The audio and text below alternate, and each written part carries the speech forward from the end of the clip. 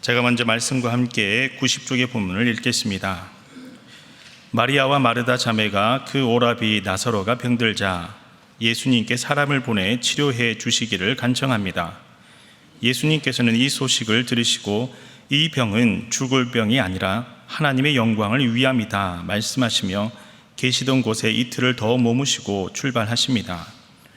유대로 가자 하시는 예수님께 제자들은 예수님을 대적하고 돌로 치려 하는 유대인들이 많아 위험하다 만류합니다.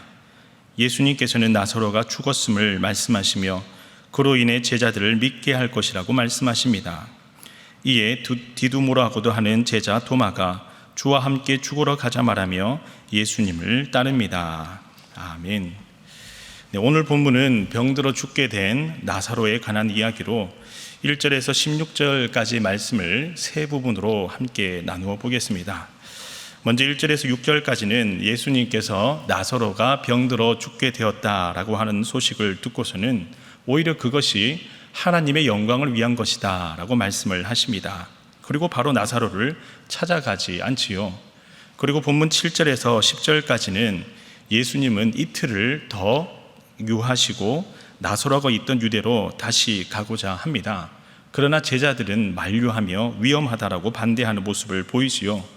그러나 11절에서 16절까지 말씀은 예수님은 죽은 나사로를 깨우러 가야 할 때가 바로 이때다라고 확고히 말씀을 하십니다.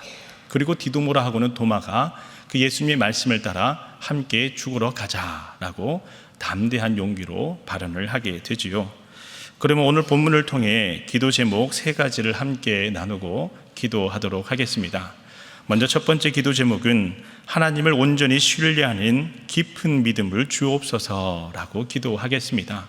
하나님을 온전히 신뢰하는 깊은 믿음을 저에게 주옵소서라고 함께 기도하겠습니다. 다 같이 본문 3절의 말씀을 읽겠습니다. 3절의 말씀입니다. 시작. 이에 그 누이들이 예수께 사람을 보내어 이르시되 주여 보시옵소서 사랑하시는 자가 병들었나이다 하니. 아멘.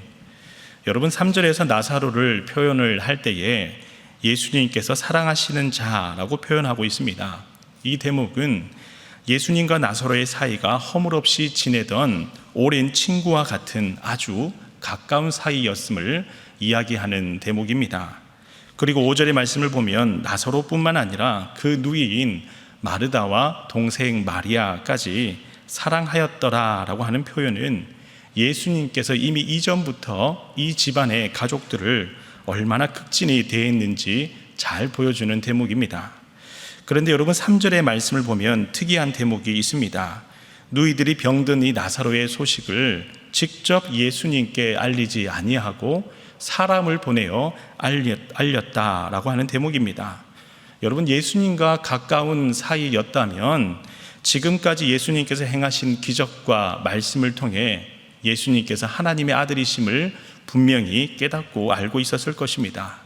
그리고 병든 이 나사로의 소식을 사람을 보내는 것이 아니라 직접 찾아가서 치유해 주실 것을 눈물로 호소하고 예수님을 직접 집으로 모시고 오는 것이 당연한 것입니다. 그런데 나사로의 누이들은 그렇게 하지 않았습니다. 왜 그럴까요? 여러 가지 많은 이유를 추측해 볼 수 있겠지만 그 중에 한 가지를 찾아보자면 마르다와 마리아의 깊은 믿음에서 찾아볼 수 있습니다. 앞장인 10장의 말씀을 보면 당시 유대인들은 예수님의 말씀을 듣고서는 신성모독이라며 예수님을 잡고자 소동하며 돌로 치려 하는 무리들이 있었습니다. 그리고 그 분쟁이 점점 소동이 심해지기 시작했지요. 그런 상황을 다 아는 마리아와 마르다가 예수님께 직접 분쟁의 한 복판인 유대 베다니로 오실 것을 이야기하기가 참 어려웠을 것입니다. 그래서 택한 최선의 수단이 사람을 통해서 예수님께 알리는 것 뿐이었습니다.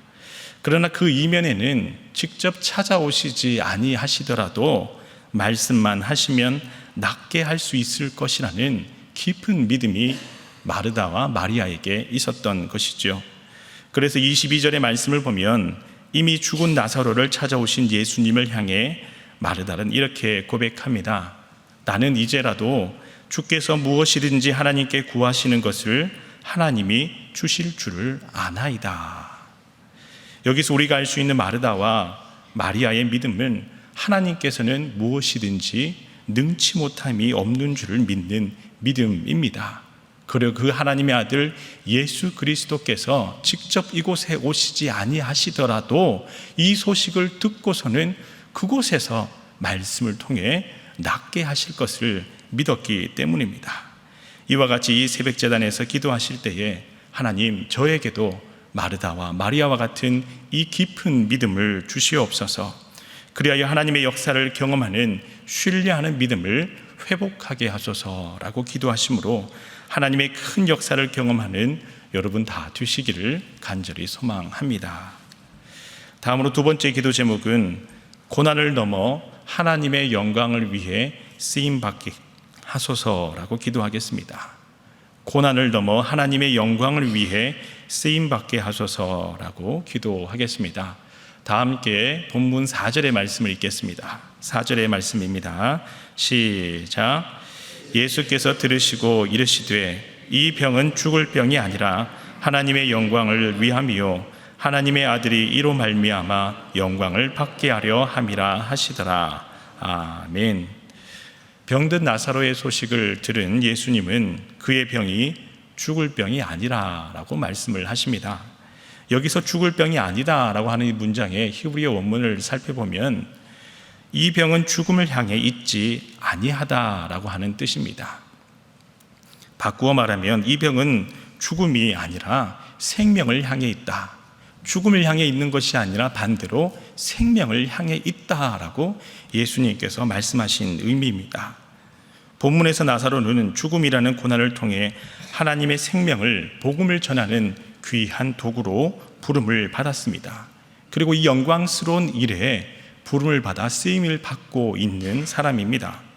그러나 나사로와 그의 누이들의 입장에서는 당장 죽음과 이별이라는 슬픔이 찾아왔을 때에 믿음도 사라지는 것 같고, 그리고 소망도 없는 것 같으며 희망조차도 찾을 수 없는 짙은 어두움을 경험하는 것만 같습니다.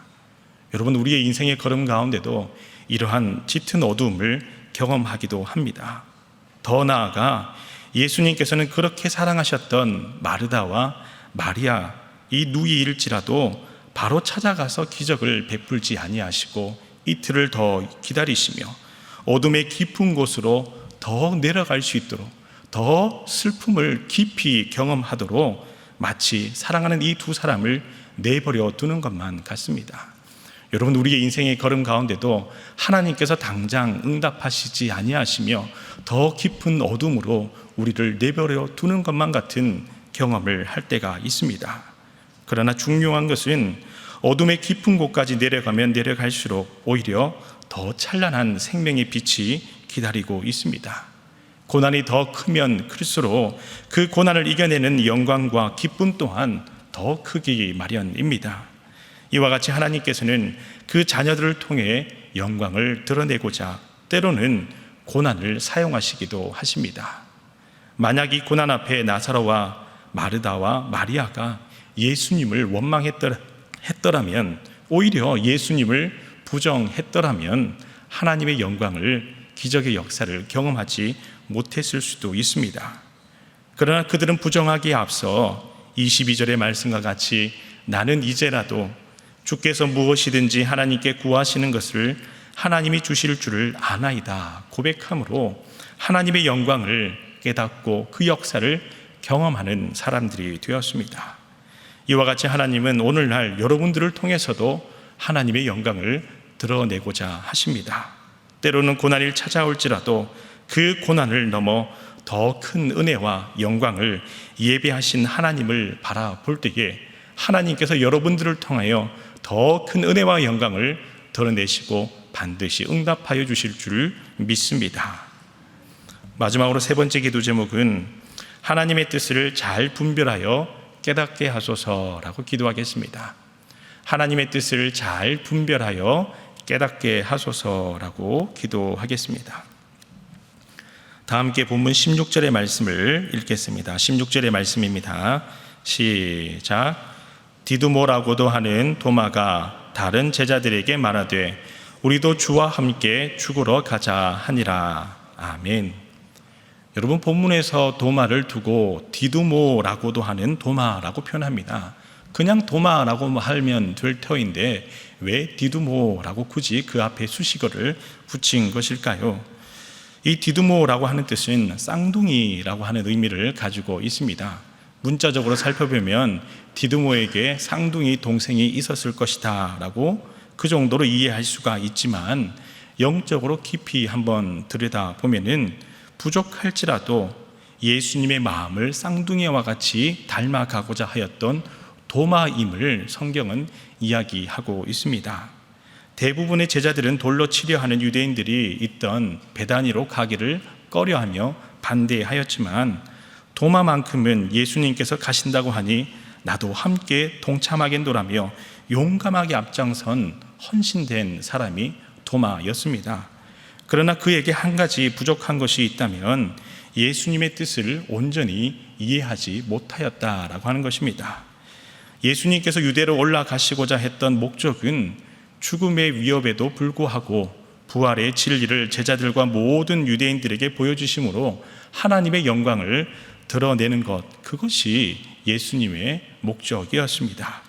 도마는 이런 예수님의 뜻을 깨닫지 못하는 부족한 점이 있었을지라도 예수님께서 어디로 가든지 나도 그와 함께 하고자 하는 헌신된 마음, 이 마음만큼은 참으로 훌륭하다라고 볼 수 있습니다.